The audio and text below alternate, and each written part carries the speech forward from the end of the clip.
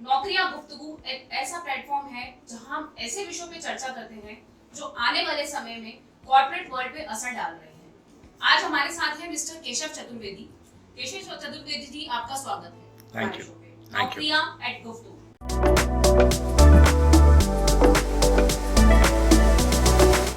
जी हाँ, अगर हम केशव चतुर्वेदी जी की बात करें तो पिछले 30 सालों से वो मीडिया और कम्युनिकेशन के क्षेत्र में अपना योगदान दे चुके हैं। इन्होंने Dainik Bhaskar, Hindustan times, business international, Trans World international and government of Chhattisgarh state के साथ काम किया। अगर हम इनकी प्रतिभा की बात करें तो ये अनोखे प्रतिभाशाली है। अगर मैं आपके साथ लिस्ट शेयर करना चाहूंगी तो आई एम श्योर बहुत लंबी है। साहित्य प्रेमी होने के साथ साथ ये बुक राइटर भी है। इनका पसंदीदा विषय है कॉर्पोरेट क्लाइमेट कल्चर। इन्होंने एक विषय पे अपनी बुक भी पब्लिश की हुई है जिसका नाम है climate change negotiations and assessment. अगर ट्रैवल की बात करें तो इनका एक ट्रैवल पॉडकास्ट चैनल है जिसका नाम है टेढ़े मेढ़े रास्ते। दोस्तों, टेढ़े मेढ़े रास्ते से मुझे एक सॉन्ग याद आ गया। मिट गई हजारों जवानियां, देनी पड़ी जिन्हें कुर्बानियां, याद आती है उनकी कहानियां, जिंदगी में जिन्हें छोड़ा मत गए, टेढ़े मेढ़े ऊंचे नीचे लंबे रास्ते, रास्ते प्यारे। जी हाँ, इतना ही नहीं, हमारे केशव जी एक ब्लॉग राइटर भी हैं जिनको आप इंडिया डायनामिक्स पे जाकर देख सकते हैं। इसमें कोई दो राय नहीं, India is very dynamic country. इसी के साथ केशव जी कॉर्पोरेट्स के लिए कंसल्टेंट, स्टूडेंट्स के लिए काउंसलर और हमारे लिए आज हमारे शो के वक्ता हैं। Welcome Keshav ji. Thank you. Yes, over to you. तो आपने इतना बड़ा इंट्रोडक्शन करवाई दिया मेरा, तो 30 साल का जो सागर था उसको आपने गागर में समेट लिया है। तो हम लोग बात अब क्लाइमेट चेंज की आपने कहा करनी है। तो जहाँ तक बात क्लाइमेट चेंज की है तो लोगों को लगता है कि मौसम में परिवर्तन आएगा, तो कब आएगा? हो सकता है 20-25 साल बाद आए, मेरे ऊपर क्या फ़र्क पड़ता है? जो कंपनियां चलाते हैं उनको लगता है कि अगर ग्लेशियर सूख गए तो मेरी सेहत पर क्या असर पड़ रहा है, या अमेरिका में जंगल में आग लग गई या ऑस्ट्रेलिया में जंगल में आग लग गई तो मेरी सेहत पे क्या असर पड़ता है, या साइबेरिया में बर्फ जो है बर्फ पिघल गई, जिसे परमाफ्रॉस्ट कहते हैं, वो पिघल गई तो मेरी जिंदगी में क्या असर पड़ता है। पर मैं कॉरपोरेट से या कंपनी से या व्यापारी से या पॉलिटिशियन से, इन सबसे एक ही बात कहता हूँ, भाई आप अपना व्यापार या आप अपनी राजनीति जो है करते हैं तो वो समाज के अंदर ही करते हैं ना, और वो समाज जो है वो पृथ्वी पर ही रहता है, वो चांद पे तो रहता नहीं। तो पृथ्वी पे जो भी बदलाव आएंगे उनका आप पर भी असर पड़ेगा। एक छोटा सा एग्जांपल लीजिए, रूस में साइबेरिया में जो बर्फ जमी हुई है उसको परमाफ्रॉस्ट कहते हैं। वो पिछले 5 या 8 लाख साल से जमी हुई है। अब गर्मी के कारण वो पिघलना शुरू हुई है, और वैज्ञानिकों का मानना है कि उसके अंदर दबे हुए कुछ वायरस और बैक्टीरिया ऐसे हैं जो उस ठंड के कारण ही जमे हुए थे। जब वो ठंड खत्म होगी तो वो वायरस बाहर निकल आएंगे।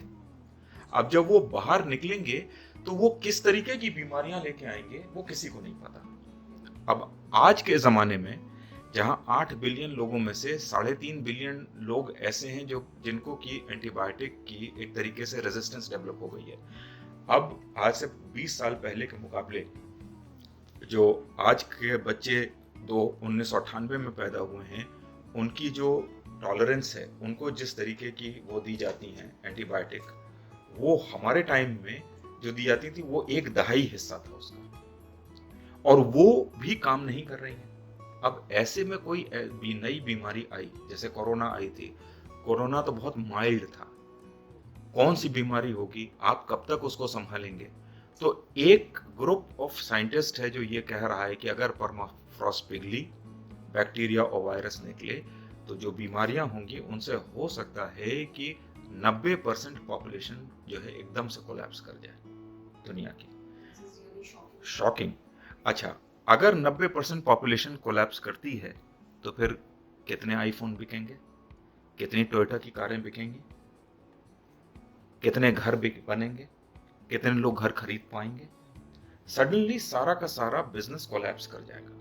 तो बिजनेसमैन हो, चाहे ट्रेडर हो, एंटरप्रेन्योर हो, उसको हमेशा ये बात ध्यान रखनी चाहिए कि वो समाज के अंदर रहकर ऑपरेट कर रहा है, बाहर ऑपरेट नहीं कर रहा है। और एनवायरनमेंट के ऊपर कोई नहीं है।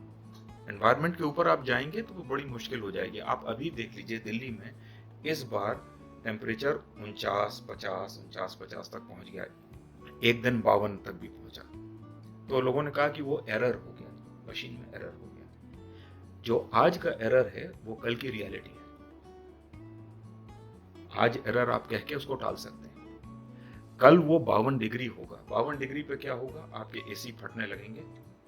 आपके एसी अगर फटने लगेंगे तो अगर आप दवाई बेचते हैं तो आपकी दवाई जो है 3 से 4 घंटे में खराब हो जाएगी। तो आप ये मत कहिए कि मेरे ऊपर असर नहीं पड़ेगा। एक कंपनी थी मोहन मेकिन्स, जो यंग लोग हैं इनको नहीं पता, वो सोलन शिमला में एक जगह है, शिमला से पहले सोलन में वो ब्रूअरी थी उनकी। और वहाँ एक खास किस्म का झरना आता था जिसके पानी से वो अपनी ब्रांडी बनाते थे और एक सोलन नंबर 1 करके विस्की बनाते थे। वो वर्ल्ड फेमस थी। और हुआ क्या कि आज से 20 साल पहले ऊपर के जो जंगल थे जहां से कि वो आता था, वो जंगल काट दिए गए, वो झरना सूख गया, कंपनी खत्म हो गई। आपका बिजनेस खत्म हो सकता है।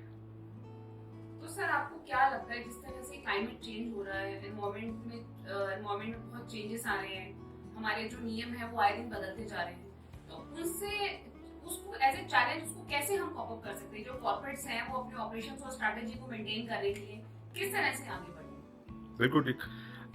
होता क्या है कि सारे कॉर्पोरेट दो चीजों पर ऑपरेट कर रहे हैं, जो एक 350 साल पुरानी है और एक 60 साल पुरानी प्रेमाइस है।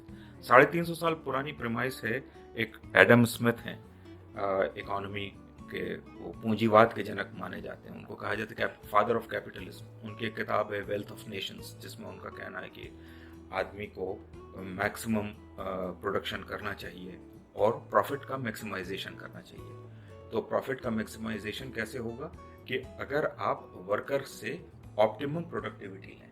तो ऑप्टिमम प्रोडक्टिविटी कैसे लेंगे आप? कि आप उससे ज़्यादा से ज़्यादा काम करवाएंगे और कम से कम पैसा देंगे, और अपना प्रोडक्ट जो है आप ऊंचे से ऊंचे दाम में बेचेंगे। अच्छा, उसके कई सौ साल बाद 60 साल पहले एक बहुत बड़े मैनेजमेंट गुरु आए जिनका नाम था फिलिप कॉटलर। फिलिप कॉटलर ने कहा कि भाई कंपनी का एक ही मकसद है, प्रॉफिट कमाना। वो कमाए और प्रॉफिट कैसे भी कमाए, वो ठीक है। मुद्दा क्या है कि उसके बाद के जो सीईओ हैं वो क्वार्टरली प्रॉफिट पर ऑब्सेस करते रहते हैं। अरे इस क्वार्टर बढ़ गया, अरे इस क्वार्टर काम कम हो गया। उनको ये नहीं करना है। उनको ये सोचना है कि आज से 10 साल बाद कंपनी कहां पर होगी। क्योंकि बहुत सी कंपनी ऐसी हैं। एक कंपनी का मैं आपको एग्जांपल देता हूं। एक कंपनी थी कोडेक। आज के लोगों को नहीं पता कोडेक क्या है। एक जमाना था जब लोग कैमरे से फोटो खींचते थे, वो कैमरे में रील लगती थी और रील में 36 फ्रेम होते थे, और कोडेक उसका 98% मार्केट कंट्रोल करती थी। अगर सर मुझे याद है, शायद कोडेक ने कुछ ऐसे कैमरास भी निकाले थे जो 1000 समथिंग रुपीस में उन्होंने लॉन्च किए थे, और सबके लिए एक्सेसिबल, इसीलिए वो 98% मार्केट कंट्रोल करते थे। ठीक है। उस कंपनी ने ही सबसे पहला डिजिटल कैमरा बनाया 1974 में, 50 साल पहले आज से। और बना के कंपनी ने ही उसको नष्ट कर दिया कि नहीं नहीं, क्या जरूरत है इसकी, अगर ये चलेगा तो फिर हमारी रील का क्या होगा। और उनके quarter on quarter profit grow करते गए।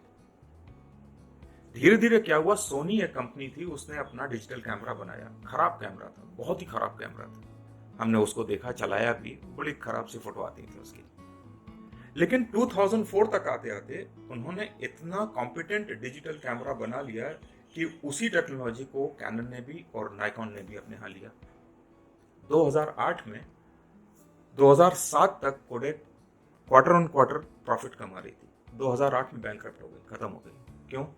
2 साल के अंदर नाइकॉन, फूजी और कैनन के डिजिटल कैमरा आ गए और किसी को अब जरूरत नहीं रह गई। तो मैं वही कहता हूं कि do not obsess on quarter to quarter growth. CEO का काम वाइस प्रेसिडेंट वाला काम नहीं है।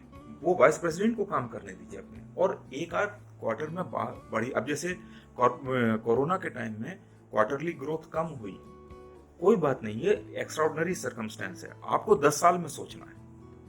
तो एक तो उनको 10 साल का सोच के चलना चाहिए, दूसरा उनको ये सोच के चलना चाहिए कि क्लाइमेट चेंज जो है और एनवायरमेंटल पोल्यूशन आपके सप्लाई चेन को भी इफेक्ट कर रहा है, आपके रिसोर्स बेस को भी इफेक्ट कर रहा है और फाइनली आपके मार्केट को भी इफेक्ट करेगा। उसके हिसाब से आपको अपने प्रोडक्ट्स को, अपनी सप्लाई लाइन को और अपने प्रोडक्शन को कंट्रोल करना पड़ेगा। ऐसा क्यों करना पड़ेगा? क्योंकि अगर आप नहीं कर रहे हैं तो अचानक चीजें बदल जाएंगी। जैसे आपको एक एग्जांपल दूं, 2015 में कार और लैपटॉप का सबसे बड़ा प्रोडक्शन सेंटर बैंकॉक है, ठीक है। बैंकॉक में सर्दियों में बारिश होती है दिसंबर के आसपास। 12 या 13 दिसंबर की बात है 2015 में, भयंकर बाढ़ आई बैंकॉक में और जितनी कार कंपनीज थी उनकी फैक्ट्रीज के अंदर पानी भर गया और 2 साल तक वही हाल हो गया जो आज हाल है। कारों की लंबी लंबी लाइन लगी हुई है, आप खरीद नहीं सकते और सेकंड हैंड कार का मार्केट एकदम से बढ़ गया। हाँ, उस दिन लोगों को समझ में आया कि सारा प्रोडक्शन सेंटर एक जगह नहीं लगाना है, डाइवर्सिफाई करना है। तो पहली चीज है डाइवर्सिफाई। दूसरी बात यह कि आपकी सप्लाई चेन जो है बहुत वल्नरेबल है क्लाइमेट चेंज को। बहुत से लोग आजकल आप देखिए कि एक चलन चल गया है कि हमको घर लेना है कहां पर, सी फेसिंग, वहां तक ठीक है, सी बीच पे चाहिए। सी बीच पे भी अब ऐसा घर चाहिए कि जो बिल्कुल समुद्र के अंदर ही घुस गया है। अरे भाई, ऐसा भी क्या समुद्र प्रेम है? उठ जाओ, उठ के 1 किलोमीटर जाके फिर समुद्र में चले जाओ। यही घर बने हुए थे वहां पे इंडोनेशिया में, आचे में। सुनामी आई, लोगों को 1.5 मिनट का समय मिला भागने का और कोई नहीं भाग पाया। कोई, पूरा का पूरा शहर, उसकी आप फोटो देखिए, उजाड़ हो गया था। जो लोग 40-40 साल, 50-50 साल से रहते, सारे मारे गए, एक जिंदा नहीं बचा। और वही जो लोग पुराने लोग थे, जो समझदार लोग थे, जिन्होंने एक 1.5 किलोमीटर दूर 500 फीट या 600 फीट की ऊंचाई पर घर बनाए थे, वो सब बच गए। तो मेरा मानना यह है कि आज के कॉर्पोरेट सीईओज को ये ध्यान रखना चाहिए, और ये कि कोई मुझे देख नहीं रहा है इसलिए मैं कुछ करूंगा ही नहीं, मैं बच जाऊंगा। आप बच जाएंगे, बच्चे बचेंगे आपके, हो सकता है वो ना बचें। तो वो माइंडसेट से आगे बढ़ना है कि एक तो लॉन्ग टर्म थिंकिंग है, डाइवर्सिफाइड थिंकिंग है, और तीसरी ये है कि कोई कुछ कहे ना कहे, थ्रेट तो है ही मेरे सामने ना।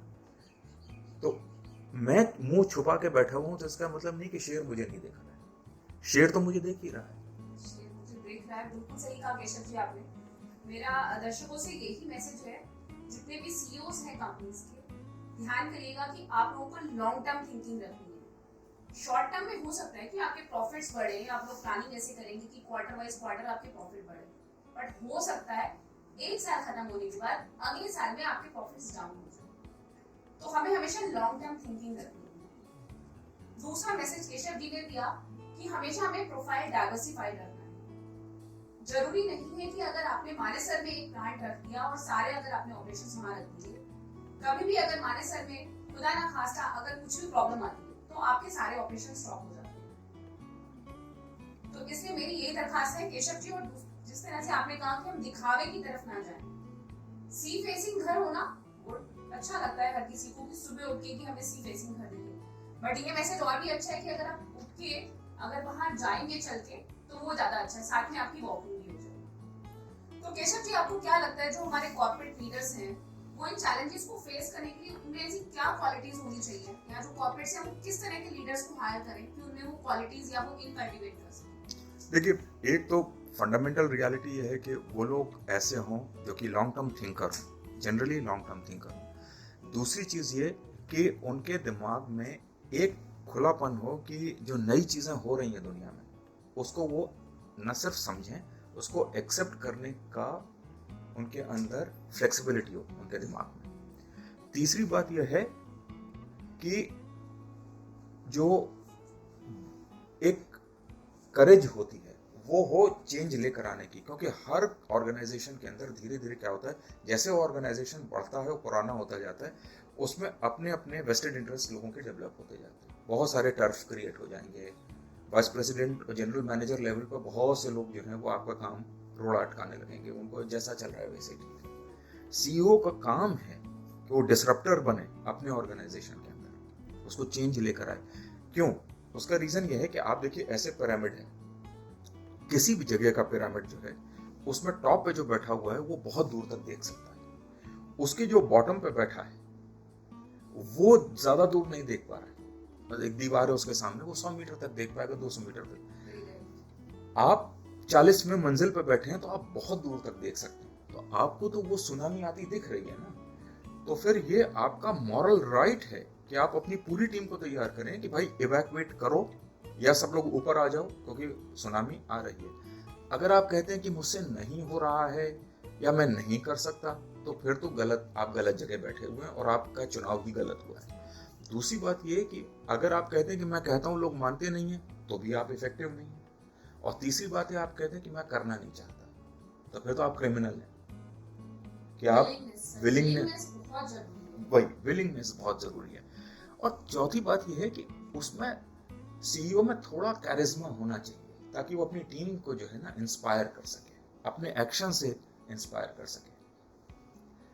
आप देखिए स्टीव जॉब्स जो था, स्टीव जॉब्स के पीछे टीम ऐसी थी जो उसके लिए मरने को तैयार थी, उसमें कोई खास बात नहीं थी, बड़ा बदतमीज आदमी था और बहुत ही टेढ़ा था दिमाग से, किसी को बहुत ज्यादा वो स्पेस भी नहीं देता था, लेकिन फिर भी लोग उसके लिए काम करने को, उसके लिए मरने को तैयार थे। उसका रीजन ये था कि वो उसके विजन में बिलीव करते थे, उन्हें पता था ये जीनियस है और ये अपने उस जीनियस के लिए अपनी जान तक देने को तैयार है, 18 घंटे लगाने को तैयार है। पैंक्रियाटिक कैंसर हो गया है, कल मर रहा है, वो आज तक ऑफिस आया है। क्यों? क्योंकि उसका विजन है कि मुझे दुनिया को एक ऐसा प्रोडक्ट देना है जो उसने सोचा भी नहीं। तो एक सीईओ जो है वो किसी भी कंपनी का मॉरल कंपास होता है। अगर वो मॉरल कंपास हिला हुआ है तो फिर कंपनी में कोई चेंज नहीं आएगा। तो मुझे लगता है कि एक मॉरल कंपास होना चाहिए, एक उसको नई टेक्नोलॉजी के प्रति एक रुझान होना चाहिए, चौथा ये उसके अंदर करेज होनी चाहिए कि वो हार्ड डिसीजंस ले सके, मुझे लगता है, और लॉन्ग टर्म थिंकर होना चाहिए। तो सर आप केशव जी, अगर हम देखें कि जिस तरह से आपने कहा कि लॉन्ग टर्म थिंकर हो प्लस वो टेक्नोलॉजी की तरफ रुझान भी हो, लेकिन जिस तरह से हमारे कानून नियम हैं जो बहुत स्ट्रिक्ट होते जा रहे हैं आने वाले टाइम में, तो आपको क्या लगता है कि कॉर्पोरेट्स किस तरह से अपने प्रॉफिट्स को मेंटेन करे हुए और इन नियमों का पालन करते हुए आगे बढ़ सकते हैं? ये बहुत बढ़िया सवाल आपने पूछा। असल में एक आज से 12 या 15 साल पहले एक सिस्टम यूनाइटेड नेशंस ने निकाला जिसका नाम था सस्टेनेबल डेवलपमेंट गोल्स। तो वो 17 गोल्स तैयार किए हैं यूनाइटेड नेशंस ने, और उन 17 गोल्स के अंदर ये तय पाया गया है कि अगर आप उनको अपनाएं अपने अंदर, तो न सिर्फ आपका जो रिसोर्स इनपुट है प्रोडक्ट क्रिएशन के लिए वो कम होगा, आपकी एनर्जी की भी एफिशिएंसी बढ़ेगी, और एक चीज ये होगी कि इन दोनों के कम होने से आपका प्रॉफिट मार्जिन अपने आप ही बेहतर हो जाएगा। और जो उसका बाई प्रोडक्ट है, बाई प्रोडक्ट ये है कि आपका जो एनवायरनमेंट है वो भी क्लीन होगा। इसका एक छोटा सा एग्जांपल लीजिए कि एक प्रोडक्ट जिसको कह रहे हैं कि मान लीजिए कार बनाने में पहले 400 किलो वो लगता था, लोहा लगता था और तमाम चीजें लगती, उसकी जगह उन्होंने पॉलीफाइबर इस्तेमाल करना शुरू कर दिया, तो लोहे की जरूरत जो थी वो घट के 50 केजी रह गई। ठीक है, पॉलीफाइबर थोड़ा महंगा होता है, 400 से 50 की, तो आपने उस कॉस्ट को बचाया। फिर जो एनर्जी लगती है, तो एनर्जी पर यूनिट का कॉस्ट मान लीजिए एक टाइम में 10 यूनिट होता था एक यूनिट को पैदा करने के लिए। अगर एनर्जी एफिशिएंसी टेक्नोलॉजी आप लगाएंगे तो वो घट के 3 या 4 रह जाएगा, तो 6 यूनिट एनर्जी जो आपने बचाई वो भी आपका प्रॉफिट ही हुआ, है ना। तो इस तरह से अगर आप एनर्जी एफिशिएंसी टेक्नोलॉजी लगाएंगे या आपने सोलर एनर्जी का इस्तेमाल शुरू कर दिया, तो सोलर एनर्जी का इंस्टॉलेशन कैपेसिटी या इंस्टॉलेशन का जो कॉस्ट है वो तो ज़्यादा है, इनिशियल ज़्यादा है, लेकिन अगर आप उसका लाइफ साइकिल कॉस्ट देखेंगे तो वो आपको जो ये कोल बेस्ड एनर्जी है उससे बहुत कम लगेगा, क्योंकि एक बार आपने पैसा लगा दिया, फिर मेंटेनेंस है, लाइट मेंटेनेंस है फॉर नेक्स्ट 25 ईयर्स। तो 25 ईयर्स के लाइफ साइकिल कॉस्ट में अगर आप देखेंगे तो उसका वो कॉस्ट कम हो। व्हेन आपका इनपुट कॉस्ट कम होने लगेगा तो आपका प्रॉफिट अपने आप ही बेहतर हो जाएगा। इट्स अब अच्छा, फिर है डिजाइन, प्रोडक्ट की डिजाइन। डिजाइन क्या है कि आजकल यूरोप में ऐसे प्रोडक्ट्स बन रहे हैं कि जिसमें वो कह रहे हैं कि आप ऐसा करिए कि आप मोबाइल फ़ोन लेके जाइए, और मुझे ये आईफोन वालों ने तो शायद शुरू भी कर दिया है कि आप उनको वापस कर दें फ़ोन और वो कुछ पैसा काट के आपको नया वाला दे देंगे। वो तो एक पार्ट है उसका, पर वो फ़ोन वापस उनके प्लांट में जाता है, उसके अंदर जो रेयर अर्थ मटेरियल है वो निकालते हैं, एल्यूमिनियम निकालते हैं, और उसको वो जो है गला के, और पूरा 90% of it is used back to create a new phone.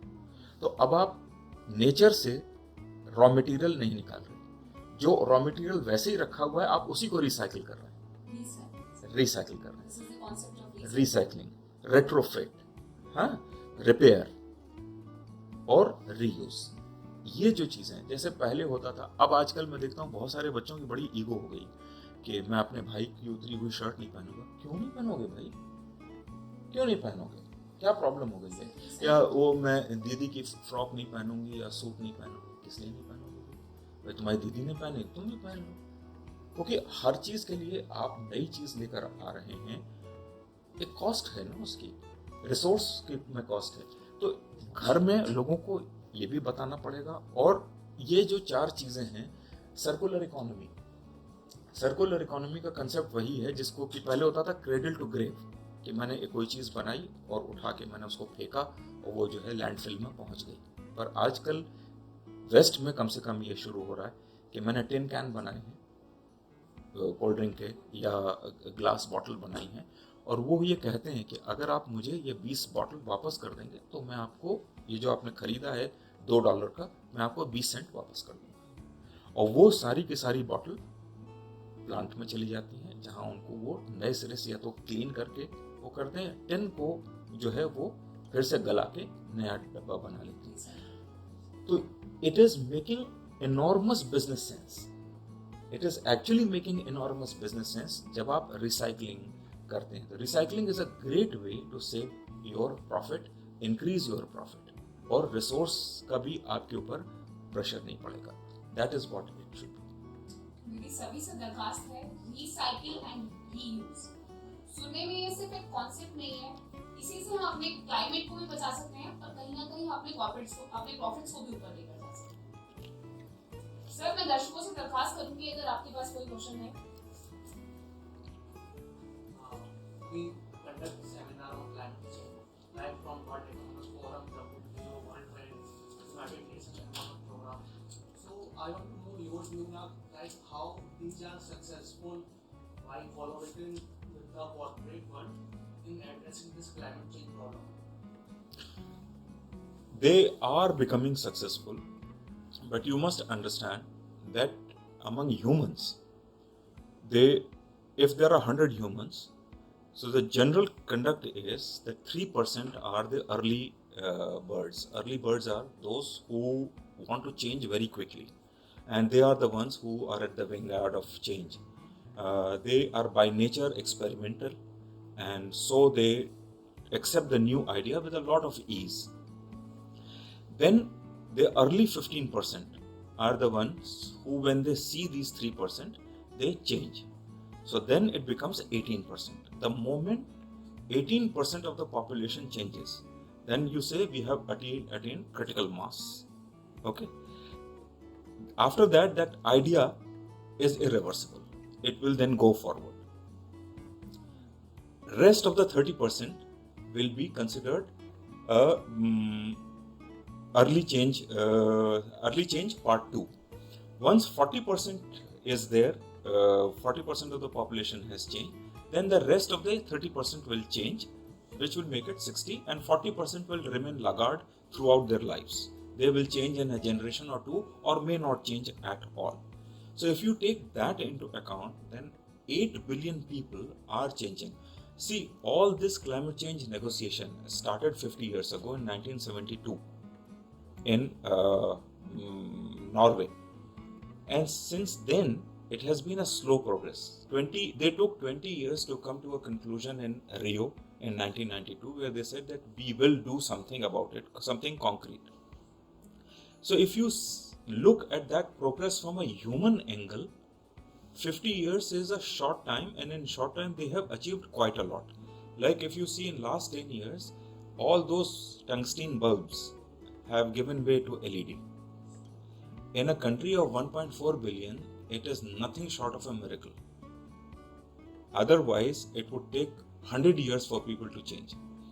You are witnessing in Delhi right now the number of electric cars. Just 4 years ago, there were 1 or 2 electric cars. You will see in few months, you will see one, and then you say, oh, electric car. Now you have plethora of electric cars.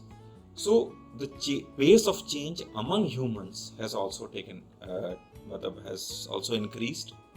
And my humble submission is that those who are climate enthusiasts and those who are what you call climate radicals, they want things to change overnight. But when humans are involved, they take time. So if you take that equation of 3%, 18% and 50%, you will see progress has been made. Not at the pace at which the Puritans want or the experts want, but progress has been made nevertheless. Yeah. Sir हमारा अगला question है, आपको क्या लगता है कि environmental awareness को किस तरह से कंप्लायंस रिक्वायरमेंट में बदला जाए कि जिस तरह से कंपनीज उसको अपनी कॉम्पिटिटिव एडवांटेज के लिए यूज कर सकें?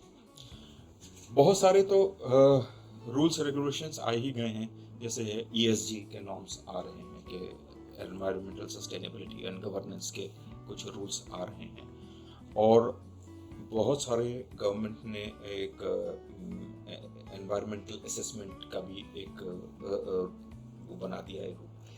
लेकिन होता क्या है कि रूल बना देना एक बात, जनरली आदमी का जो वो होता है एटीट्यूड होता है कि वो रूल तोड़ दे, सरकमवेंट कर दे, और वो क्यों कर रहा है?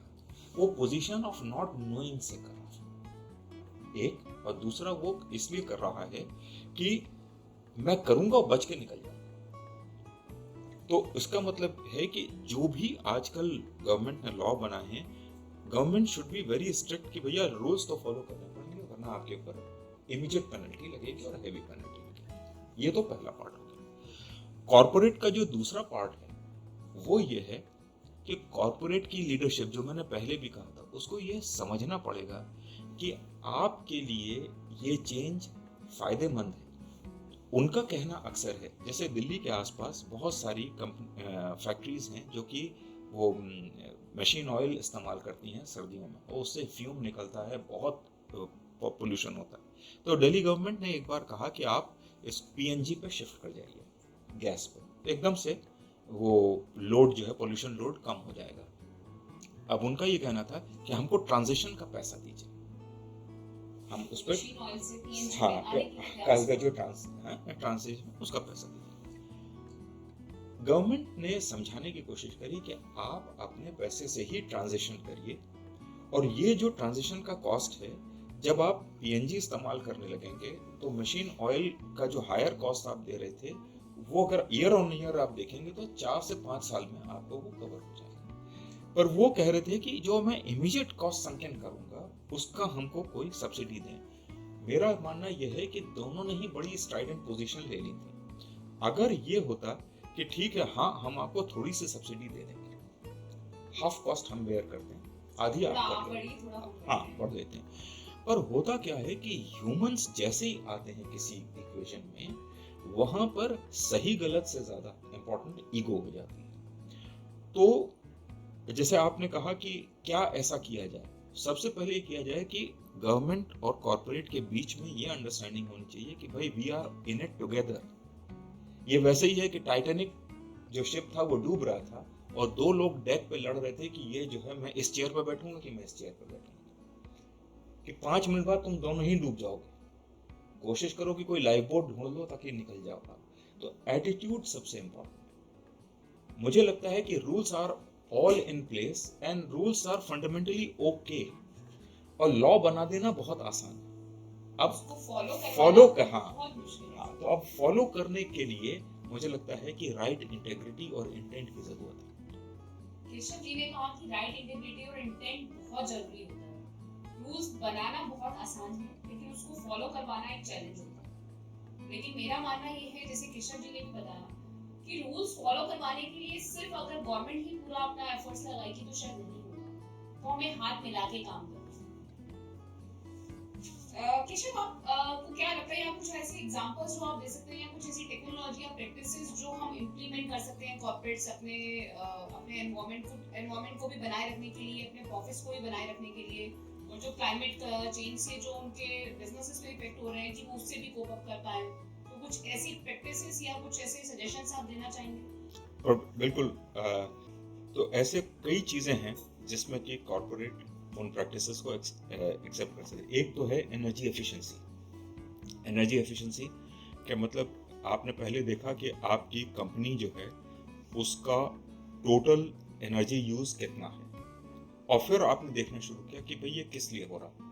क्या हमारे यहाँ जो बल्ब्स लगे हुए हैं वो ज़्यादा वॉट वाले हैं, तो आपने कम वॉट का लगवाया। इसको एनर्जी एफिशिएंसी कहते हैं। और गवर्नमेंट ऑफ इंडिया क्या एक डिपार्टमेंट है, एनर्जी एफिशिएंसी का डिपार्टमेंट है, उसके लोग होते हैं, वो आके आपके यहाँ एक असेसमेंट करके आपको बता सकते हैं कि अगर आप इसमें ये चेंजेस लेकर आए तो आपकी एनर्जी का जो यूसेज है वो कम हो जाएगा। पर होता क्या है कि वो आपके यहाँ चेंज कर जाएंगे, लोगों के एटीट्यूड नहीं बदलते। उनको बदलने के लिए कंपनी को ये करना चाहिए कि सबको ये हो कि आप जब ऑफिस से जा रहे हैं तो अपने क्यूबिकल की लाइट बंद करें, अपना कंप्यूटर ऑफ करें, और ऑफ करने के बाद उसकी पावर भी स्विच ऑफ कर दें। वरना अमेरिका में सबसे ज़्यादा पावर लॉस जो होता है उसको फैंटम लोड कहते हैं। फैंटम लोड वो है कि अमेरिका में जो भी घर हैं वहाँ कभी कंप्यूटर ऑफ नहीं होता, कभी, मतलब जिस दिन से आया उस दिन से जब तक वो नष्ट नहीं हो जाएगा तब तक वो कभी ऑफ ही नहीं, ऑन, ऑलवेज ऑन। तो वो जो स्लीप मोड में भी बिजली चल रही है उसको फैंटम लोड कहते हैं, कि आपके कुछ स्विचेस ऑन है लगातार, ये सब चीजें ऑन है, तो आपको वो ध्यान रखना पड़ेगा। जैसे आप रास्ते में ऑफिस से जा रहे हैं, एसी सब जगह बंद होगा, लेकिन हो सकता है जो सर्वर रूम है उसमें रात भर एसी चाहिए, तो फिर आपको अपने एसी को इस तरह से डिजाइन करना पड़ेगा कि वो कंपार्टमेंटलाइज, कि रात में वो सिर्फ और सिर्फ सर्वर्स के लिए चल रहा है और बाकी जगह बंद हो गया है ना। इससे आप एनर्जी एफिशिएंसी अपने आगे करेंगे। दूसरी चीज है रिसोर्स की एफिशिएंसी, कि हम कितने कम रिसोर्स में बिना उसकी प्रोडक्ट की इंटेग्रिटी को कॉम्प्रोमाइज किए उस प्रोडक्ट को बना सके, और उसके टेक्नोलॉजीज अवेलेबल है। डिजाइन अपनी डिजाइन टीम से कहिए कि भाई ऐसी चीज बनाओ कि जिसमें कि एनर्जी कम इस्तेमाल हो, और अगर हम किसी को दे रहे हैं तो वो प्रोडक्ट हमको वापस करे तो हम उसका फिर से रीयूज कर सकें, उसके रॉ मटेरियल का रीयूज कर सकें। तीसरी चीज है आप अपने यहाँ रिन्यूएबल एनर्जी का इस्तेमाल कर सकते। ये तीसरी टेक्नोलॉजी है रिन्यूएबल की, कि सोलर यहाँ पैनल लगा के आप अपनी लाइट का, आप अपने हीटर का, इस तरीके के बहुत सारी यूसेज है जिसका कि आप इस्तेमाल कर सकते हैं। और अगर आपने उसमें बैटरीज लगा ली हैं तो आप शाम को भी उसी सोलर से जो बैटरी चार्ज हुई है आप कम से कम लाइट और पंखे का इस्तेमाल तो कर ही सकते हैं। चौथी चीज है कि अपने ऑफिस स्पेस का डिजाइन जो आपने खरीदा है कहीं, जो पहले से बना हुआ उसमें तो आप कुछ नहीं कर सकते, लेकिन जिनको नया जमीन मिली है वो आर्किटेक्ट से ये कहें कि भाई तुम डिजाइन ही ऐसा बनाओ कि जो एनर्जी एफिशिएंट डिजाइन, जरा सी सीलिंग को हाई करना है, हवा का रुख करना है, थोड़ी सी ग्रीनरी लगानी है, हो सकता है कि आपको एसी की जरूरत ना पड़े, है ना। और सर्दियों में मैं उदयपुर में एक 150 साल पुराने घर में रुका था एक बार।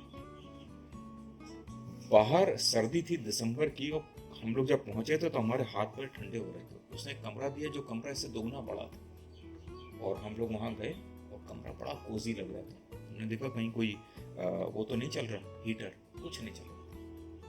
उसने कहा कि सर हमने दीवार बनाई ही ऐसी है, ये सर्दियों में गर्म रहेगी और गर्मियों में ठंडी रहेगी, और ये technology was available 200 years ago, क्योंकि वो घर जो था 150 साल पुराना था। तो सब कुछ अवेलेबल है, आपको शुरू में थोड़ा सा पैसा लगाना। हाँ, ये एक एटीट्यूड और है जो भारतीयों को समझना पड़ेगा, वैसे भारतीय क्या दुनिया में सबको समझना पड़ेगा। लॉन्ग टर्म प्रॉफिट इंप्रूव हो और क्वालिटी इंप्रूव हो, इसके लिए इनिशियली बहुत पैसा अगर लगाना है तो उससे घबराना नहीं चाहिए। कई बार लोग होता है, अरे अभी सस्ता लगा दो, फिर बाद में देखी जाएगी, फिर वो होगा। शुरुआत में अगर गड़बड़ हो गई नींव में, वो कभी ठीक नहीं होगी। आपकी बात से सर मुझे याद आ गया, सस्ता रोए एक बार, महंगा रोए रोए बार बार। सर। हाँ, सस्ता रोवे बार बार, बार-बार, महंगा रोवे रोए एक बार। वो वही है कि आप शुरू में अगर अच्छे से इन्वेस्टमेंट कर देते हैं, हो सकता है उस वक्त आपको लगेगा कि प्रॉफिट्स कम होगा, इन्वेस्टमेंट ज्यादा हो गई, बट ओवर द इयर्स जब आप कैलकुलेट करेंगे तो उसका ओवरऑल आपको प्रॉफिट ही दिखेगा। तो ये वही वाला कॉन्सेप्ट है सर। बिल्कुल बिल्कुल। और ये कुछ असल में लोग समझते हैं कि हर चीज जो है बड़ी कॉम्प्लिकेटेड है। नहीं, हर चीज कॉम्प्लिकेटेड नहीं है। It's all about attitude. मैं बड़े बड़े सफल लोगों को मैं मिला हूं, वो बहुत कॉम्प्लिकेटेड लोग नहीं हैं। उनको ये पता है कि हमें क्या नहीं करना है। लोग कहते हैं ना कि ये जानो कि क्या करना है और बहुत सी और चीज जान लो और फलाना भी जान लो ना। सफल आदमियों को इतना पता है कि हमको क्या नहीं करना है, हमको कहाँ समय बर्बाद नहीं करना है और कहाँ अपना पैसा नहीं बर्बाद करना है, लेकिन जहाँ इन्वेस्ट करना है वहाँ पूरा करना है। आपको बताएं, एक राकेश झुंझुनवाला थे, बहुत बड़े इन्वेस्टर थे। तो उन्होंने इन्वेस्ट किया इसमें, टाइटन में। टाइटन कंपनी तब घड़ी बनाती थी, तो उनकी थॉट ये थी कि HMT कंपनी जो गवर्नमेंट की थी वो घड़ी बनाना उसने बंद कर दिया था। अब भारत में बस यही एक कंपनी है। विदेशी घड़ियों का आना महंगा पड़ रहा था, तो उन्होंने कहा ये कंपनी चलेगी, टाटा की कंपनी है, तो उन्होंने पैसा लगा दिया। फिर टाटा ने तनिष्क लॉन्च किया। उन्होंने अपना पैसा हटाया नहीं उसमें से। उन्होंने कहा कि गोल्ड में कोई स्टैंडर्ड नहीं है इस देश में, किसी को नहीं पता कि उसका जो गोल्ड का वो है गहना, वो कितना सच्चा है, क्योंकि ये जो लोकल सराफे हैं ये कितनी बदमाशी करते हैं किसी को नहीं पता। ये कंपनी चलेगी, तो उन्होंने उसमें और इन्वेस्ट कर दिया और बड़ा पैसा उसमें इन्वेस्ट कर दिया। लोगों ने मना किया, उनका नहीं, मुझे भरोसा, उन्होंने इन्वेस्ट कर दिया, and the rest is history. वही एक इन्वेस्टमेंट ने उनको आज जो उनका पोर्टफोलियो है, अब वो नहीं है, लेकिन उनकी वाइफ के पास $1.5 बिलियन का इन्वेस्टमेंट है। वही एक शेयर का इन्वेस्टमेंट $1.5 बिलियन का, और टोटल उनकी वर्थ $4 बिलियन की। तो मतलब करीब करीब 50% जो है एक शेयर से आ रहा है। सोच यही है कि आपको जो फंडामेंटल काम है, कहाँ चीज अपनी ऊर्जा लगानी है, समय लगाना है और पैसा लगाना है, वो दिमाग अगर एक बार क्लियर हो जाए ना, तो मैं लोगों से यही कहता हूँ, जिनको लोग स्कूल में, कॉलेज में और जनरल कॉर्पोरेट एनवायरनमेंट में कहते हैं ना, अरे ये बहुत काबिल आदमी है, बहुत चंट है ना, इसको चूना लगा देता, उसको लगा देता, ये बहुत दूर जाएगा। कोई नहीं जाता, थोड़ी दूर चला जाएगा हो सकता है, लेकिन उनकी एक ग्लास सीलिंग है। वो हो सकता है जनरल मैनेजर बन जाए, ये बन जाए, पर वो सफलता थोड़ी ना है। सफल अगर CEO बनना है, वो लोग बहुत कॉम्प्लिकेटेड नहीं होते, वो बिल्कुल कॉम्प्लिकेटेड नहीं होते। उनको बस इतना पता होता है यहाँ पे अपने आप को इन्वेस्ट करना है, दैट्स इट, खत्म हुई बात। बिल्कुल सही कहा केशव। जिस तरह से आपने कहा, डूज से ज्यादा हमारे लिए डोंट्स ज्यादा जरूरी है। लॉन्ग टर्म विजन के साथ डूज शायद हम जान जाते हैं, लेकिन डोंट्स जानना बहुत जरूरी होता है कि ये हमें नहीं करना है। तो दर्शकों से मेरी यही दरखास्त है कि आप लोग डूज से ज्यादा डोंट्स पे करिए कि ये नहीं करना है। That is make it A mandate कि ये तो करना ही नहीं है। जो करना है वो तो करना ही है, लेकिन जो नहीं करना उस पर ज्यादा फोकस करें। तो केशव, आपको क्या लगता है, जो ग्रीन टेक्नोलॉजी है वो हमारे लिए कितना यूजफुल है, या कॉर्पोरेट्स के लिए कितना यूजफुल रहेगी आने वाले टाइम में? ग्रीन टेक्नोलॉजी ही फंडामेंटल रहेगी उनके ग्रोथ के लिए। AI, information technology, drone, resource efficiency, recycling, refurbishing, circular economy, ये सारे कंसेप्ट्स जो हैं आप देखेंगे कॉर्पोरेट में, जो कॉर्पोरेट इसको जितनी जल्दी अपनाएगा वही जो है वो प्रॉफिट अपने बचा पाएगा, प्रॉफिट बढ़ा पाएगा, अपने मार्केट को बचा पाएगा, अपनी सप्लाई चेन्स को बचा पाएगा और अपनी रेलेवेंस को बचा पाएगा। जो ये नहीं करेगा वो कॉर्पोरेट डायनासोर हो जाएगा। और लोगों को ये ध्यान रखना चाहिए कि राइज और फॉल, राइज में बहुत टाइम लगता है, फॉल में कोई टाइम नहीं लगता। बहुत सी कंपनियां ऐसी हैं जो फॉर्च्यून 500 में थी सन 2000 में, आज से 25 साल पहले। और ह्यूमन लाइफ में 25 साल एक इम्पॉर्टेंट टाइम फ्रेम है, लेकिन कॉर्पोरेट लाइफ में 25 साल कुछ नहीं होता।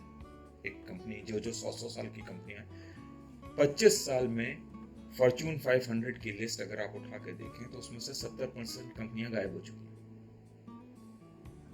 वो इसीलिए 70% कंपनियां गायब हो चुकी हैं, क्यों? वो आते हुए चेंज को नहीं देता। और जो भी नए वर्कर्स एंटर कर रहे हैं इसमें वर्कफोर्स में, उनको ये ध्यान रखना चाहिए वो जो कुछ कॉलेज में सीख कर आए थे वो फर्स्ट 3 इयर्स में उनकी लाइफ में इरेलेवेंट हो जाएंगे। एक बहुत बड़े फ्यूचरोलॉजिस्ट थे अमेरिका के, जो इनके भी 5-7 साल पहले डेथ हो गई, उनका नाम था एल्विन टॉफलर। और मैं सबसे यही कहूँगा कि उनकी 3 किताबें हैं, फ्यूचर शॉक, थर्ड वेव और पावर शिफ्ट, ये पढ़नी चाहिए लोगों को। उनका कहना था कि change is the only constant, और ये बात सब लोग जानते हैं। पर उनका जो सबसे इंपॉर्टेंट बात थी वो ये कि 21वीं शताब्दी में वही आदमी बचेगा और सफल होगा जो कि लगातार अपने सीखे हुए को अनलर्न कर सके और रीलर्न कर सके। वो प्रोसेस जैसे ही आपने छोड़ा, आप ये नहीं कह सकते कि मैं अब नहीं सीखूंगा। जैसे ही आपने कहा मैं नहीं सीखूंगा, आप खत्म हो जाएंगे, आप उसी समय फेल हो जाएंगे। आप देख लीजिए कि बहुत से लोग हैं, आर्मी में भी हैं, ब्यूरोक्रेसी में भी हैं। मैंने ब्यूरोक्रेट्स के संग काम किया है, तो सबके पास बड़ा बड़ा मोबाइल फ़ोन था, top of the line mobile phone. आप उनको मेल करें, मेल उनके फ़ोन में वो है कॉन्फ़िगर्ड है, लेकिन आपको उन्हें मैसेज करना है व्हाट्सएप पे कि सर मैंने आपको मेल कर दिया, और मैसेज व्हाट्सएप पे करने के बाद उनको फ़ोन करके बताना कि सर मैंने आपको एक व्हाट्सएप किया है कि मैंने आपको एक मेल किया है कि प्लीज़ आप उसको देख लें। ये सीधा सीधा है कि हमको कुछ नहीं सीखना। और वो क्या हो रहा है, वो ऑफिस पहुंचे, उन्होंने अपना फ़ोन जो है पीए को पकड़ाया, खोल के ज़रा पढ़ के बताना। If that is the attitude, then you are not going very far. Sir ये आज का कड़वा सच है, क्योंकि कुछ लोग, मुझे लगता है कि शायद पावर में बहुत ऊपर पहुंच जाते हैं, ठीक है, उनके पास पावर है, पैसा है, लेकिन अगर हम लर्निंग की, अगर एजुकेशन की बात करें तो कहीं ना कहीं वो वहाँ पर बहुत नीचे रह जाते हैं, क्योंकि वो डिपेंडेंट है, उनकी डिपेंडेंसी होती है। वहीं पे अगर वो एक स्टेप आगे जाके अगर इसी चीज को सीखने की कोशिश करेंगे तो मुझे लगता है उससे हमारी एनर्जी भी सेव होगी, टाइम भी सेव होगा। जहाँ मैंने एक मेल भेजा, उसके बाद मैंने व्हाट्सएप भेजा, और उसके बाद मैंने एक फोन किया, तो वहां सिर्फ एक मेल भेजने से शायद मेरा काम हो जाता, लेकिन वही 3 स्टेप प्रोसेस और उसके बाद आगे फर्दर किसी पे डिपेंडेंसी, तो टाइम ज्यादा कंज्यूम हो रहा है, एनर्जी ज्यादा जा रही है। तो वहां पे सिर्फ एक ही फैक्टर आता है और वो है लर्निंग। तो दर्शकों, मेरी आप लोगों से एक ही दरखास्त है कि लर्निंग एक ऐसा फेज है जो कभी नहीं रुकता। जिस तरह से लाइफ चलती रहती है, हम छोटे से बड़े होते हैं, थोड़ा सा फिर टीनेज में आते हैं, देन एडल्ट हो जाते हैं, देन एक थोड़ा सा और आगे स्टेज आती है, तो उसी तरह से लर्निंग एक ऐसी स्टेज है जो हर हमेशा चलती रहती है। इंसान जन्म से लेके और अपनी मृत्यु तक हमेशा लर्निंग पे रहता है, हमेशा हम लर्न कर सकते हैं। तो लर्निंग एक ऐसी चीज है जिसके लिए आप हमेशा ये सोचें कि हमें इससे क्या सीखने को मिल सकता है। तो केशव जी, आप हमारे दर्शकों के लिए क्या मैसेज देना चाहेंगे, हमारे कॉर्पोरेट्स के लिए कैसा क्या मैसेज देंगे जिससे उन्हें लगे कि वो एनवायरमेंट चैलेंजेस को भी फेस कर पाए, जो आने वाले नियम है उनके साथ भी साथ साथ चल पाए, और उसी तरह से अपने प्रॉफिट्स को बढ़ाते हुए वो हमारे एनवायरमेंट को बचाने में हमारी हेल्प करें? सबसे पहली चीज इंडियंस को ये सोचना होगा और ये समझना होगा कि इंडिया का जो लैंड मास है, जो प्रेजेंट लैंड मास है, ये पूरे ग्लोबल लैंड मास का 2% है। हमारे पास उतने रिसोर्सेज नहीं हैं जितने कि बाकी कंट्रीज जैसे चाइना, रशिया और अमेरिका के पास हैं। तो पहली चीज तो ये है। दूसरी बात ये कि हमारे पास दुनिया की 18% पॉपुलेशन है। 2% लैंड मास और 18% पॉपुलेशन। इस पॉपुलेशन को इतने छोटे से लैंड मास पर इतने कम रिसोर्सेज में, क्योंकि हमारे पास पेट्रोल नहीं है, हमारे पास यूरेनियम ज़्यादा नहीं है, हमारे पास रेयर अर्थ भी बहुत ज़्यादा नहीं है, और ये तीनों की बहुत ज़रूरत है आने वाली जो डेवलपमेंट है उसके लिए। ऐसी सिचुएशन में हमको सबसे पहले जो अमेरिकन मॉडल ऑफ डेवलपमेंट है या Chinese model of development, Chinese model American का ही नकल है, वो हम नहीं कर सकते। We can not live American dream. पहला तो अपने दिमाग से ये निकाल देना चाहिए। हमारी गलियां पतली हैं, हमारे घर छोटे हैं, तो हमको बड़ी बड़ी एसयूवी में घूमने की ज़रूरत भी नहीं है और हम उसको रखेंगे भी कहाँ। पहली चीज़ ये, उसकी एक बहुत बड़ी कीमत है। मन होता है, लेकिन ये समझना पड़ेगा कि आदमी को अपनी हैसियत समझनी पड़ेगी ना, कि भाई हमारी रिसोर्स की वो हैसियत ही नहीं, पहली चीज़। पर उस कमी के अंदर भी हम बहुत कुछ कर सकते हैं। हम अपने घर सुंदर बना सकते हैं, हम अपने घर जो है एनर्जी कंप्लायंट बना सकते हैं, हम अपनी सड़कों को साफ रख सकते हैं, हम बहुत सुंदर कपड़े पहन सकते हैं, हम बहुत बढ़िया खाना खा सकते हैं, हम उसको उस तरह से कंपेंसेट कर सकते हैं। तो पहली चीज तो ये। दूसरी बात यह है कि जब मेरे पास रिसोर्सेज कम हैं, लोग ज्यादा हैं, जमीन कम है, तो कम में कैसे एफिशिएंटली काम करना है इस पर दिमाग लगाएं। कॉर्पोरेट के अंदर, कॉर्पोरेट जनरली मैंने देखा है कि वो बाहर से लोगों को हायर करते हैं, कंपनीज को, कि आके बताओ हमको क्या कमी है, हम में क्या कमी है। ये वैसा ही है कि जैसे एक कहानी है कि एक आदमी जो था उसने कहा कि मैं कौन हूँ, तो उन्होंने कहा भाई हमको तो नहीं पता, आप किसी बड़े महात्मा से पता करिए। तो वहाँ पहुँचे, धीरे धीरे धीरे चलते हुए हिमालय की कंदराओं में पहुँचे, तो एक योगी धुनी रमाए बैठे हुए थे। तो उन्होंने कहा कि महाराज, उनका चुप रहो। 2-4 दिन वो बैठे रहे। तो महाराज ने आँख खोली, उनका हाँ भाई बताओ क्या बात है। उनका महाराज मैं कौन। तो महाराज ने एक झापड़ रसीद कर दिया। उनका महाराज ये कौन सी बात हुई, मैंने तो आपसे पूछा था मैं कौन हूँ। उनका भाई तुम कौन हो ये तुम तय करोगे, मैं तुमको रास्ता बता सकता हूँ जाने का। वैसे ही बाहर की कंपनी आके आपको क्या बताएगी। सबसे ज्यादा किसी कंपनी में जो क्रिएटिविटी होती है वो उसके बॉटम ऑफ द पिरामिड में छुपी होती है। यंगस्टर्स में उनको 10,000 आइडियाज होते हैं, पर उनको ये हिम्मत नहीं होती कि वो अपने आइडिया शेयर कर सकें अपने सीनियर मैनेजमेंट से। क्यों? क्योंकि वो या तो धमका देगा या चुप करा देगा या चोरी कर लेगा आइडिया।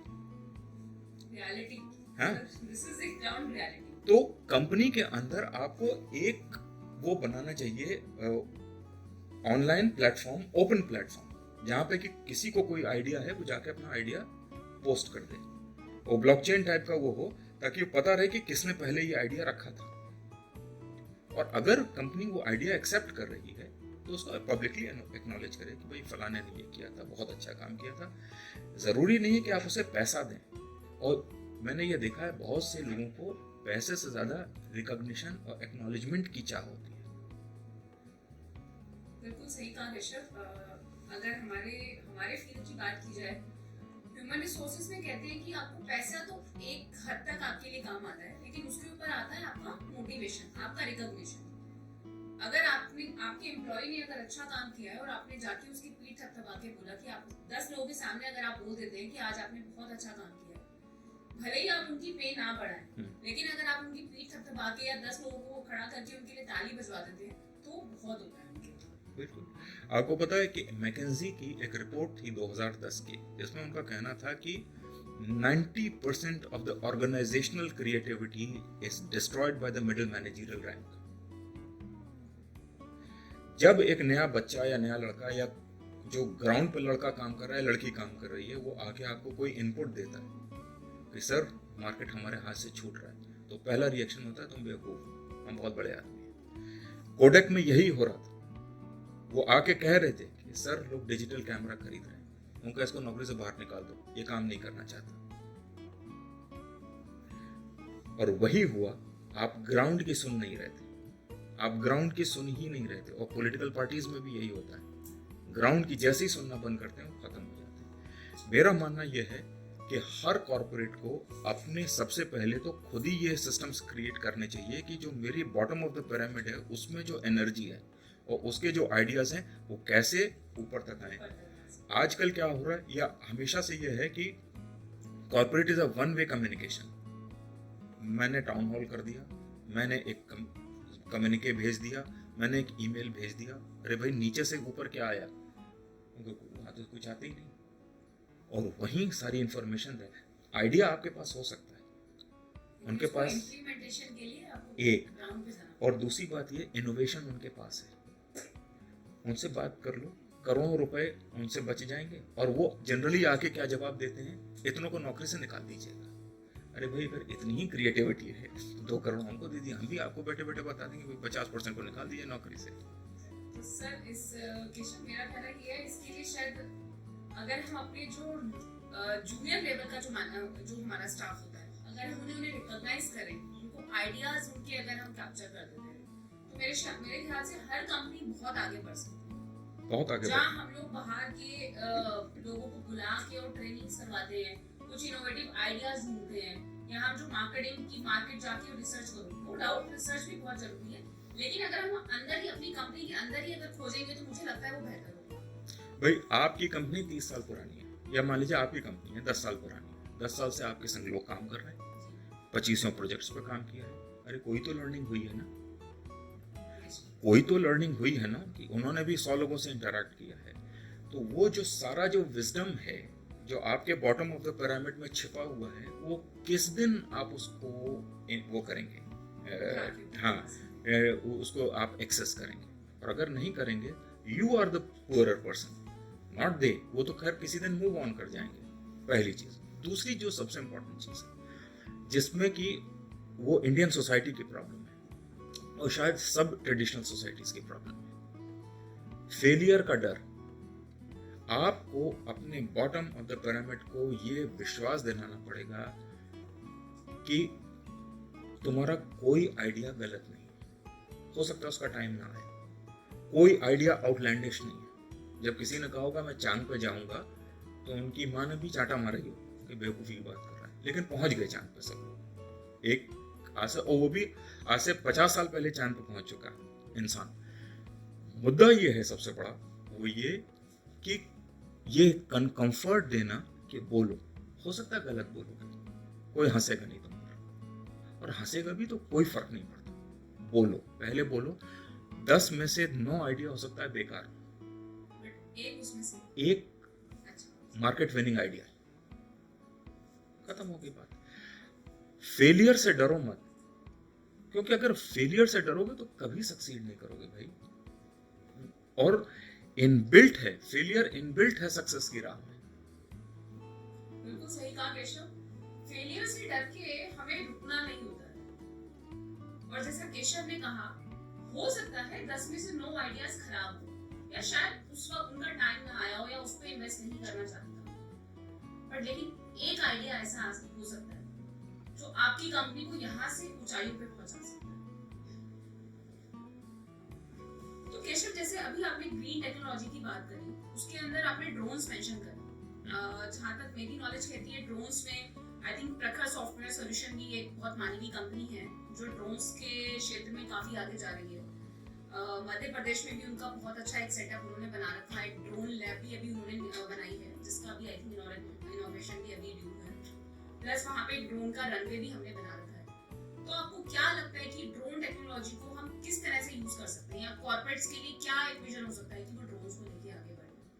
देखिए, ड्रोन बहुत ही गजब की टेक्नोलॉजी है।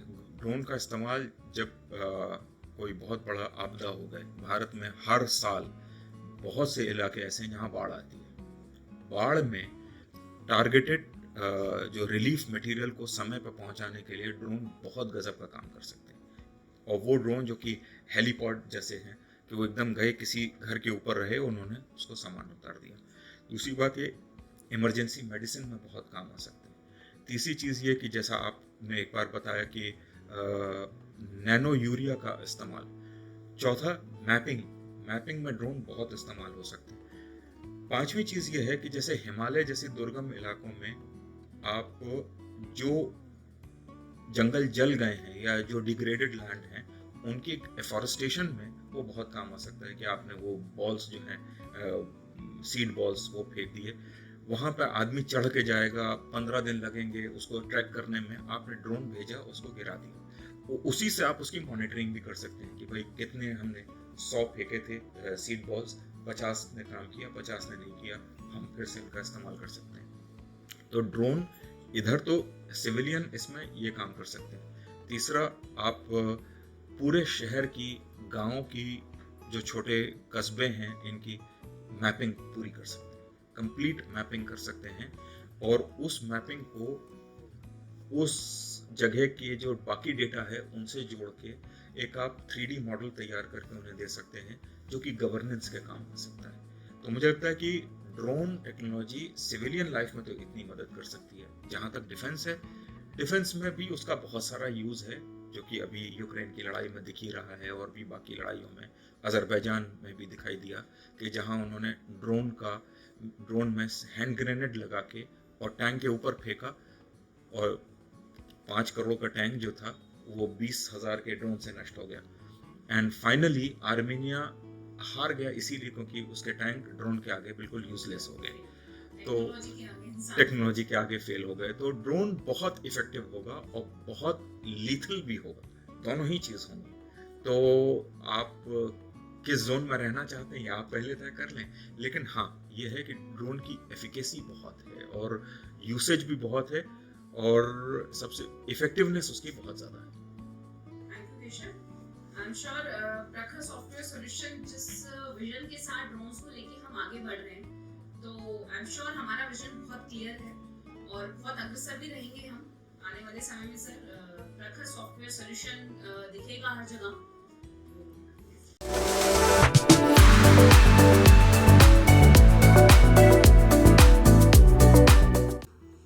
केशव, हम चलते हैं रैपिड फायर राउंड की तरफ। मेरा पहला क्वेश्चन है, what is the biggest threat to biodiversity? Biodiversity, the biggest threat is monoculture. Monoculture means when you start putting only one kind of plant in biodiversity, then the biodiversity gets hit, and you have to be very careful with monoculture.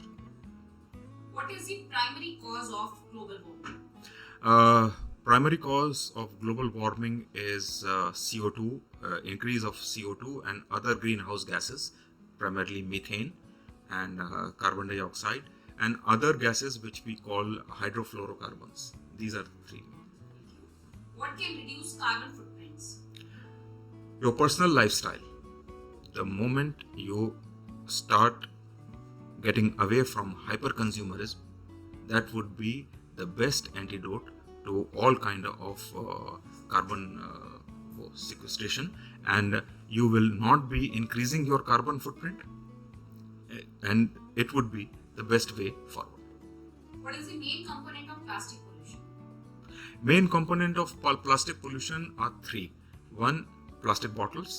2, single-use plastic, and 4, the nets that are used by the fishermen in their trawlers to catch fishes.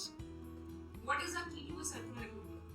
Key to circular economy is your design thinking. You have to design products from the word go, that you produce in the market with an intent that they will come back to you.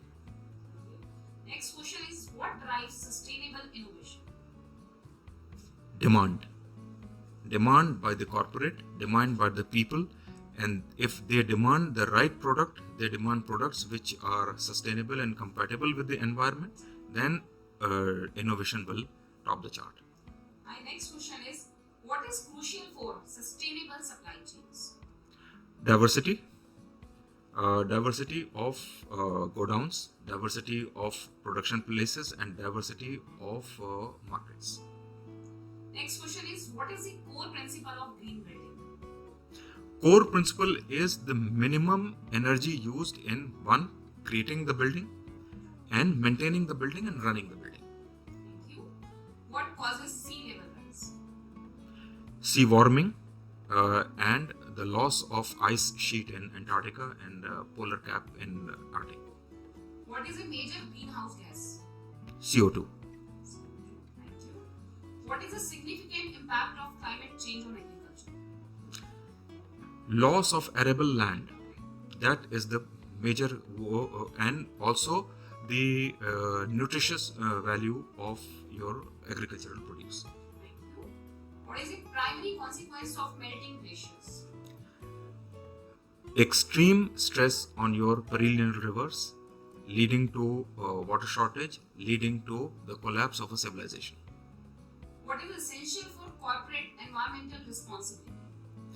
Essential is to align that with either biodiversity goals or sustainability goals, the 17 sustainability goals. Then you will use your money to the right cause and in the right direction. Here comes my last question. What can enhance corporate resilience to climate change? Corporate resilience can increase if the right attitude of the CEO, it flows from the attitude of the CEO. Keshav, आपकी बातों से मुझे ऐसा लगता है कि pyramid के जो टॉप पर बैठे हुए हैं उनका रोल बहुत इंपॉर्टेंट होता है। आई एम श्योर कॉर्पोरेट का जो फॉर्मेशन होता है वो टॉप से बॉटम, बॉटम से टॉप ही फ्लो करता है, बट जो सबसे इंपॉर्टेंट रोल होता है वो सीईओज का होता है किसी कंपनी को आगे ग्रो करने में। बात चाहे प्रॉफिट्स की हो, वो बात चाहे एनवायरनमेंट को बचाने की हो, क्लाइमेट कल्चर की हो या सस्टेनेबिलिटी की, तो सीईओज का रोल कॉर्पोरेट्स में बहुत इंपॉर्टेंट है। Thank you, Keshav. I request any of you have any question. Yes, please. Hi sir, hi ma'am. So my question is that how can a CEO take precautions on the growing like technology, because the technology is important for the business, but at the same time it is harming the environment also. Suppose an example is the 5G internet. It is useful for business and it is mandatory somehow to be in today's time, but it is harming the environment also. So how can a CEO take the precautions in that? Perfect. Very good question, Very, Tarana. very good question. Yes. Look, CEO has to balance hundreds of things. He's like a trapeze artist, or she's like a trapeze artist. So you have to juggle many balls. In 5G technology, it has a downside to it also, but it is needed.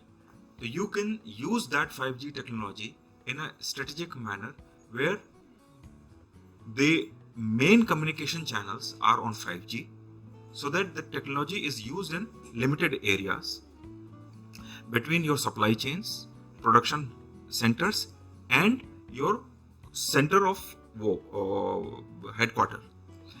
The rest of the marketing, because all India is your market, where you can use 4G technology. Okay, because here quick flow of information is needed. So some kind of trade-off will happen. Achha, if you decide कि okay, all over India 5G technology is needed, then you can use some portion of your profit into saving biodiversity or saving, say, sparrows. You say, okay, these are the areas in which we will do some concerted effort and action to save sparrows, because sparrows are the one which are directly affected by the 5G technology. So are vultures. So you can earmark areas. Okay, here 5G penetration is less. Here we will save vultures for the purpose of biodiversity. You can use your profit through your CSR to do that. Okay, and as we say, when we begin our food, partaking our food, we say, okay, this is for the cow, this is for the crow, this is for the ant. And then we say, God, I am using your land to create my food. I am putting some kind of stress on you. Please bear with me because it is necessary for me to eat, but I'll keep your interest in my mind. I think that should be the way a CEO should go forward in creating a kind of balance between technology and his social responsibility. Yes, absolutely. Thank you, Keshav. आपके बातों से मुझे लगता है जनता के लिए संदेश है कि चले लेकिन सबको साथ लेके चले, अपने बारे में सोचें और सबके बारे में भी सोचें। अपना लाभ बहुत जरूरी है, लेकिन बाकियों की हेल्थ का हमें ध्यान रखते हुए बाकियों को साथ लेके चलेंगे तो शायद आपका लाभ दोगुना हो सकता है। Please, next question. Hello sir, thank you so much for this wonderful session. Thank you. So I want to ask, what drives the corporate environment? Is the investor also plays a role in the environment? So I want to know that. Right now, corporate action towards environment is limited to doing basic minimum. where they do something to fulfill the compliance needs, and there is a general lack of understanding that working in an environmentally conscious way will also increase your profitability. Somehow that thought hasn't percolated down. Most of the corporate honchos are 60 years and above, so I don't think they will change right now. But those who are younger, let's say 40, 35, maybe 10 years down the line, they'll see that the technologies are available to increase your profit, and they can also have a very benign impact on the environment. So it will be a win-win situation. That is why I say that following the path of sustainability will be a win-win for both the corporate, their profit, and the environment. Thank you Keshav. Keshav, मैं आपसे request करूंगी हमारे दर्शकों के लिए एक one liner कोई message जिससे हमारे कॉर्पोरेट्स और दर्शकों को कुछ ऐसा मैसेज मिले और वो उनको मोटिवेट हो उस चीज को करने के लिए, हमारा एनवायरनमेंट को भी बचाने के लिए और अपनी कंपनी को भी आगे ले जाने के लिए। तो मेरा मानना यह है कि हर कॉर्पोरेट सीईओ, हर कॉर्पोरेट वाइस प्रेसिडेंट, हर जनरल मैनेजर और हर वो वर्कर जो कि बिल्कुल अभी ग्राउंड लेवल पर है और एक दिन वो भी टॉप पर पहुंचेगा 20 years, 30 years now, they should always have one thing in their on their mind कि मेरी फ्यूचर जनरेशन क्या इनहेरिटर होगी या सर्वाइवर होगी, पहली चीज। दूसरी चीज ये कि मैं आज जो कर रहा हूं क्या मैं उनके हिस्से की ग्रीनरी, उनके हिस्से का पानी, उनके हिस्से की साफ हवा छीन रहा हूं? आज तो मैं कर रहा हूं जो कर रहा हूं, लेकिन कल उन बच्चों को मिलेगा कि नहीं? क्या हम उनको म्यूजियम में जाके दिखाएंगे कि ये ऐसा शेर होता था, या शेर उनके जीवन तक बचा रहेगा? यही दो चीजें हैं जिसको अगर वो ध्यान में रखेंगे तो सारी चीजें will fall in place. There is enough technology, there is enough money, there is enough human genius available. Only two attitudes that are needed is, will my future generation be a survivor or an inheritor? Or am I using their resources for my benefit? I should use my allotted resource for my benefit, not theirs. That's it. Thank you Keshav, नौकरियां बच्चों में आने के लिए आपका बहुत बहुत धन्यवाद। Thank you.